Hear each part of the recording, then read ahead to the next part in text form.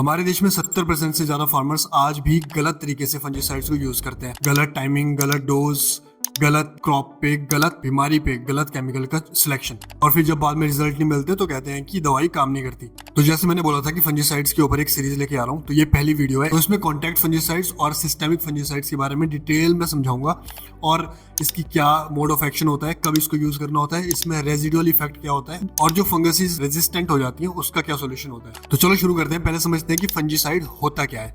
देखो, बहुत सारी फंगसेस हमारी क्रॉप को इन्फेक्ट करने के लिए तैयार बैठी होती है, जैसे scab, canker, blight, rot, rust वगैरह वगैरह, है ना। फंजीसाइड वो केमिकल होते हैं जो आपकी क्रॉप को फंगल इन्फेक्शन से बचाता है। इसके 3 काम होते हैं। पहला हो गया प्रिवेंट करना, अगर आप क्यूरेटिव स्प्रे करते हो पहले एडवांस में।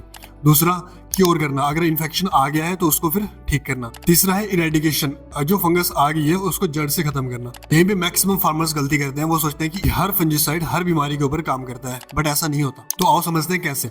पहला, कॉन्टैक्ट फंजीसाइड। ये वो फंजीसाइड होते हैं जो आपके पेड़ के ऊपर एक लेयर बनाते हैं, प्रोटेक्टिव लेयर बनाते हैं पत्तों के ऊपर या फिर प्लांट के ऊपर।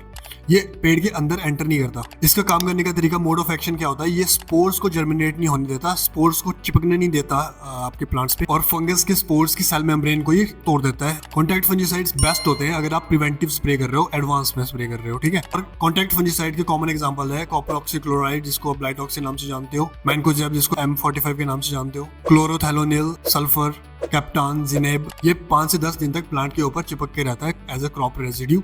अगर बारिश होती है तो ये जल्दी बह के निकल जाता है। तो अगर आपको डाउट है कि मेरे बगीचे में बीमारी आने के चांसेस हैं, तो आप एडवांस में कॉन्टैक्ट फंजीसाइड की स्प्रे करोगे। बट अगर आपको दिख रहा है कि बगीचे में बीमारी आ चुकी है, तो आप सिस्टेमिक फंजीसाइड की तरफ जाओगे। अभी सिस्टेमिक फंजीसाइड क्या होता है, आ जाओ पार्ट 2 पे। ये वो फंजीसाइड्स होते हैं जो प्लांट के अंदर घुस के सर्कुलेट करते हैं, प्लांट की बॉडी के अंदर, चाहे लीव्स, वेस्कुलर सिस्टम, उसका जो नसें होती हैं उसके तने में, रूट्स में, हर तरफ। अब इसका मोड ऑफ एक्शन क्या है।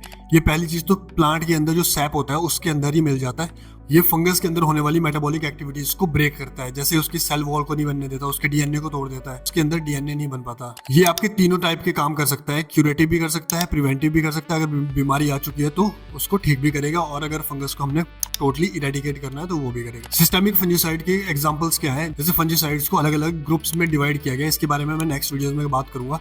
जैसे सिस्टेमिक फंजीसाइड्स के एग्जांपल होते हैं, जैसे जोल ग्रुप है, ट्राइजोल ग्रुप, जैसे हेक्साकोनाजोल, एबुकोनाजोल, डाइफेनोकोनाजोल। फिर नेक्स्ट ग्रुप है स्ट्रोबिलुरिन्स, जैसे एजॉक्सिस्ट्रोबिन, या नेक्स्ट ग्रुप है कार्बामेट्स, जैसे प्रोपिनेप, कार्बेंडाजिम, जिसको आप बेवस्टिन के नाम से जानते हो, या फिर नेक्स्ट ग्रुप है फॉस्फोनेट, एल्यूमिनियम फॉस्फेटाइल के नाम से जानते हो। सिस्टेमिक फंजीसाइड का क्रॉप रेजिड्यू 12 से 25 दिन तक रहता है क्रॉप के अंदर। अब सबसे डेंजरस प्रॉब्लम आती है रेजिस्टेंस की। जो बीमारी आई है, फंगस आई है, वो केमिकल्स के लिए रेजिस्टेंट होगी, उसके ऊपर उनका कोई काम असर ही नहीं कर रहा।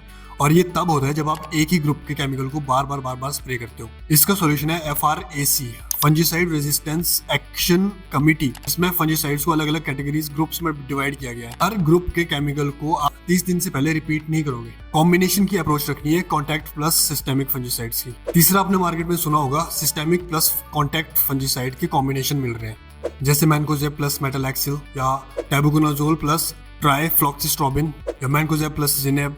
ये इसलिए बनाए जाते हैं ताकि सिस्टेमिक और कॉन्टैक्ट दोनों के हमारे को बेनिफिट मिल सके। सिस्टेमिक का काम क्या है, अंदर जाके इन्फेक्शन को रोकना।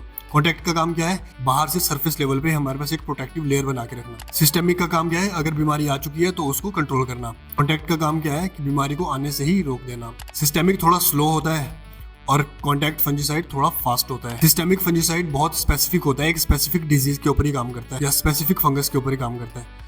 कॉन्टैक्ट फंजीसाइड एक ब्रॉड स्पेक्ट्रम पे काम करता है, वो मैक्सिमम फंगसेस को मार देता है। तो अब फाइनल बात आती है कि कौन सा वाला कब यूज करना है। पहले ये समझ लेते हैं कि सिंगल कॉन्टैक्ट फंजीसाइड हमने कब यूज करना है। सीजन की शुरुआत में, जब प्रिवेंटिव स्प्रे करनी है, अभी हमारे पास उतना इन्फेक्शन का स्ट्रेस भी नहीं है, और बीच में जब हमने रोटेशन में स्प्रेस करनी है उस वक्त। सिस्टेमिक को सिंगल कब यूज करना है, बगीचे में बीमारी दिखने लगी है और स्पेसिफिक उसी फंगस को मारने के लिए आप उस स्पेसिफिक फंगीसाइड की स्प्रे करोगे। अब कॉम्बिनेशन जो मार्केट में आते हैं उनको कब यूज करना है, इसको आपने तब यूज करना है जब मौसम फंगल ग्रोथ के लिए बहुत ही ज्यादा कंड्यूसिव हो, जैसे कि बहुत ज्यादा ह्यूमिडिटी भी हो रही है, बारिशें भी हो रही है, या फिर ओस पड़ रही है, या फिर आपकी हाई वैल्यू क्रॉप्स पे आपको लॉन्ग टर्म प्रिवेंशन चाहिए। तो इसको ऐसे समझो कि अगर बारिशें आने वाली हैं या फिर बीमारी दिखने लगी है तो आप सिस्टेमिक फंजीसाइड की स्प्रे करोगे, और या फिर स्प्रेडर भी यूज करना है। बट अगर अभी सीजन की शुरुआत है और बीमारी से बचने के लिए स्प्रे कर रहे हो तो आप कॉन्टैक्ट फंजीसाइड की स्प्रे करोगे। या फिर अगर पोस्ट हार्वेस्ट में अगर आप लॉन्ग टर्म स्टोर कर रहे हो तो बीमारी के आने के चांसेस हैं, तो आप हार्वेस्ट करने से पहले एक बार कॉन्टैक्ट फंजीसाइड की स्प्रे कर सकते हो। फंजीसाइड्स के साथ स्टिकर या स्प्रेडर को यूज करना बहुत इंपॉर्टेंट होता है, क्योंकि ये एक तो यूनिफॉर्म लेयर बनाता है,